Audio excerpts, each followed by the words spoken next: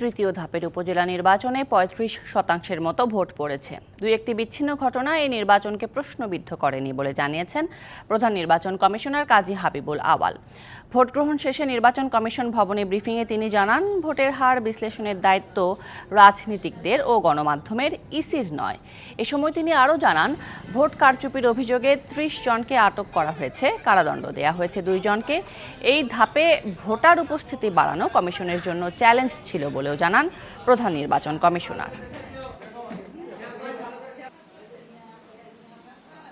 আমরা এ যাবৎ যে উপস্থিতির যে তথ্য পেয়েছি সেটা আমাদের পর্যালোচনায় এটা 35+ হতে পারে, 35+, বেশি হতে পারে, কমও হতে পারে, 35+, কারণ নিশ্চিত করে বলতে আরও হয়তো 20-25 ঘন্টা সময় লেগে যেতে পারে।